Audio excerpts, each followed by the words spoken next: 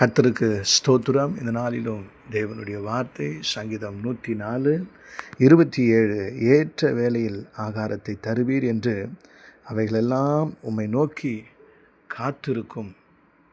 இந்த சங்கீதம் 104 சங்கீதத்தில் ஒரு உன்னதமான தேவனுடைய படைப்புகளை தேவன் எப்படி பராமரிக்கிறார் என்பதை நாம் இந்த சங்கீத பகுதியில் பார்க்க முடியும்.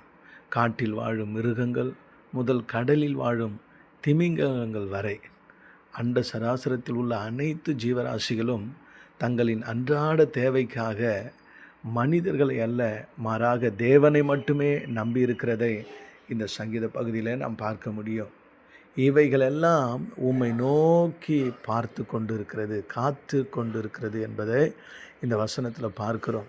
பறவைகளும் மிருகங்களும் நாளைக்கு என்ன சாப்பிடுவது என்று கவலைப்பட்டு சேமித்து வைப்பது இல்லை. அவை ஒவ்வொரு நாளும் தேவனுடைய கரங்களையே நோக்கி பார்க்கின்றன. நம்முடைய நிலைமை என்ன? யோசித்து பாருங்கள். தேவன் ஆதியாகமம் 1:26 தம்முடைய சாயலில் படைத்த மனிதர்களாகிய நாம் தேவனை பார்ப்பதை விட்டுவிட்டு சூழ்நிலைகளையும் மனிதர்களையும் நம்முடைய சொந்த பலத்தையும் நோக்கி பார்க்கிறோம். இன்றைக்கி நம்ம சிந்திக்க வேண்டியது மத்தேயு 6:26 பார்க்கிறோம். ஆண்டவர் சொல்லுகிறார், ஆகாயத்து பறவைகளை கவனித்து பாருங்கள், அவைகளுக்கு உங்கள் பரமபிதா பிழைப்பூட்டுகிறார், அவைகளை பார்க்கிலும் நீங்கள் விசேஷித்தவர்கள் அல்லவா என்று ஆண்டவர் சொல்லுகிறதை நாம் பார்க்க முடியும். ஏற்ற வேளையில் நீ தருவீர் என்று அவைகள் காத்திருக்கிறது. தேவன் ஒருபோதும் தாமதிப்பது இல்லை, முந்துவதும் இல்லை. அவர் எல்லாவற்றையும் அதினதின் காலத்தில் நேர்த்தியாய் செய்கிறார் என்று பிரசங்கி 3:11 நாம் பார்க்கிறோம். சில நேரங்களில் நம்முடைய தேவைகள் சந்திக்கப்பட தாமதமாவது போல தோன்றலாம். ஆனால் இஸ்ரவேல் ஜனங்களுக்கு வனாந்தரத்தில் ஒவ்வொரு நாளும் ஏற்ற வேளையில் மன்னா பொழிந்தது போல தேவன் நம்முடைய வாழ்விலும் சரியான நேரத்தில் அற்புதங்களை உங்களுக்கு செய்வார். தேவனுடைய வேலையோடு நம்முடைய வேலை ஒத்து போக வேண்டும். அவசரப்படாமல் காத்திருக்க வேண்டும்.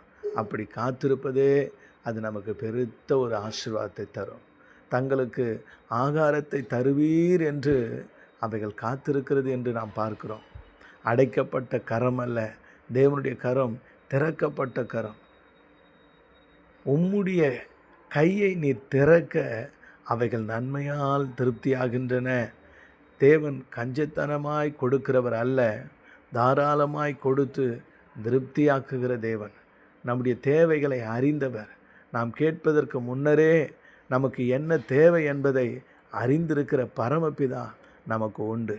அவர் ஆகாரத்தை மட்டுமல்ல, நம்முடைய ஆவி ஆத்துமா சரீர தேவைகள் அனைத்தையும் ஆண்டவர் சந்திக்கிறவராயிருக்கிறார்.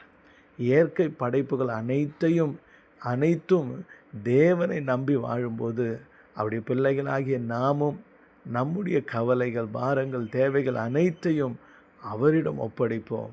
அவரையே நம்பியிருப்போம். செபிக்கலாம். தகப்பனே, சர்வ வல்லமையுள்ள ராஜாவே, உம்முடைய சமூகத்துக்கு நாங்கள் வருகிறோம்.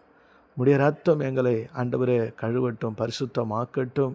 தகப்பனே, இந்த ஆண்டவரே வசனத்தில் நாங்கள் பார்த்தோம், இவ்வளோ பெரிய ஆண்டவரே திமிங்கலம் கூட டன் கணக்கில் சாப்பிடக்கூடிய உணவுக்காக ஆண்டவரை உம்மை நோக்கி காத்திருக்கிறது, உம்முடைய கரத்தை நோக்கி பார்க்கிறது என்று நாங்கள் வாசிக்கிறோம். ஆண்டவரே, நீர் உமது கையை திறக்கும்போது அவைகள் திருப்தியாகும் என்று வாசிக்கிறோம். இப்பொழுதும் அப்பா, உம்முடைய கரத்தை நாங்கள் பார்க்கிறோம். ஆண்டவரே, இந்த சத்தத்தை கேட்கிற பிள்ளைகளுடைய வாழ்க்கையில் என்னென்ன தேவைகள் இருக்கிறதோ ஆண்டவரே, எல்லாவற்றுக்காகவும் உம்முடைய கரத்தை நாங்கள் பார்க்கிறோம்.